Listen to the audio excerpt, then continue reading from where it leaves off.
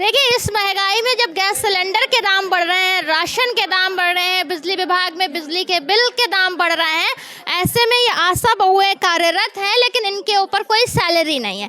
काम इनसे चाहे पोलियो ड्रॉप का हो या अन्य काम हो, ये सारी आशा बहुएं जो हैं करती हैं।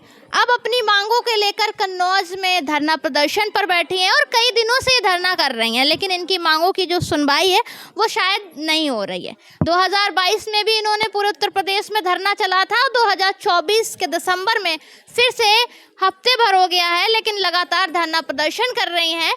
सरकार चुनाव में 1000 करोड़ रुपए खर्च करवा देती है, गैस सिलेंडर के दाम बढ़ा देती है, पेट्रोल डीजल के दाम बढ़ा देती है, हर एक चीज़ के जो दाम हैं बढ़ते हैं, समय के साथ बढ़ता है। लेकिन ऐसे में अगर आप आशा बहुओं के पास जाएंगे तो कोई दाम नहीं, कोई सैलरी नहीं, सिर्फ कमीशन बेस पर ये काम करती हैं। आप लोग कब से यहाँ पर धरने पे बैठे? हम लोग 2 तारीख से बैठे। 2 तारीख से बैठी हुई हैं।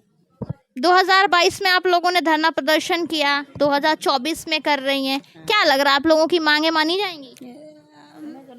हमें तो नहीं लग रहा मानी जाएंगी या नहीं, क्योंकि हम लोग रात दिन धरना पे बैठे रहे, तब तो कुछ हुआ नहीं। 22 में भी किया, 24 में भी किया, मांगे कितनी मानी जा रही है? मांगे मेरी एक भी नहीं मानी गई हैं, लेकिन हमने जितने मन लगन से सरकार का काम किया है वो सरकार अब अपना नुकसान उठाएगा। अगर हमारी मांगे मान ली तो उनका काम करेंगे, नहीं तो 2025 से हम लोग बिल्कुल अनिश्चितकाल बैठ जाएंगे। अनिश्चितकाल धरना प्रदर्शन करेंगे। क्या लग रहा है कि कितनी मांगे हैं, किन किन मांगों को आप बता दें?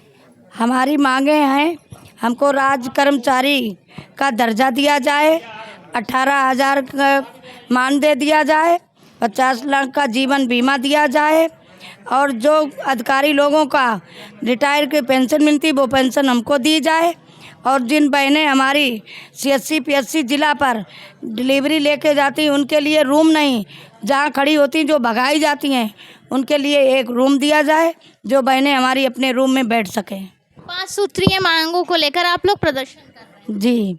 अभी? अच्छा, ये बताइए, इतनी महंगाई होती है, सरकार कहती है हर चीज़ के दाम बढ़े, आप लोग फ्री ऑफ कॉस्ट क्यों काम कर रहे हैं?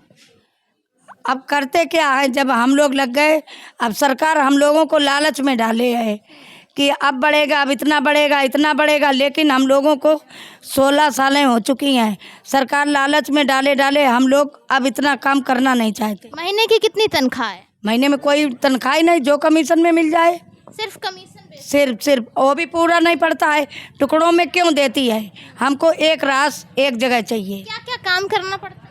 काम तो बहुत है, क्या काम आपको गिनाएं? टीकाकरण है, अब गाँव में जो स्वास्थ्य विभाग के जितने काम, कोई बीमारी है गांव में, कोई बीमारी फैली है, चेचक फैला है, खसरा फैला है, या कोई अन्य बीमारी है, उसमें सब में भाग लेना पड़ता है, सब में भाग लेना पड़ता है। तो आप लोग कब से यहाँ पर बैठे हो, कब तक बैठे रहोगे ऐसे? 2 तारीख से बैठे हैं और अनिश्चितकाल बैठे रहेंगे। अनिश्चितकाल बैठे जी। जब तक इसके पोलियो के बाद, इसके बाद फिर हम लोग हमेशा के लिए बैठेंगे अनिश्चितकाल।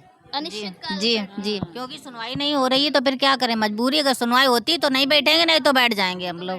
बिल्कुल। देखिए, इस महंगाई में सबसे बड़ी बात होती है, लगातार हर चीज़ों पर पैसे बढ़ रहे हैं, महंगाई बढ़ रही है, रोजगार की तलाश के लिए ये लोग करीब 15 सालों से लगे हुए हैं, लेकिन सबसे बड़ी चीज़ ये है कि कमीशन बेस पे लगे हुए हैं। अपनी मांगों को लेकर लगातार धरना करते हैं, जाते हैं उत्तर प्रदेश पे, हर एक ज़िले में ये लोग धरना प्रदर्शन करते हैं, लेकिन इनकी मांगों की सुनवाई जो है वो नहीं होती। अब देखते हैं सरकार इनकी मांगों की सुनवाई कब करती है, क्योंकि लगातार ये लोग धरना प्रदर्शन कर रहे हैं।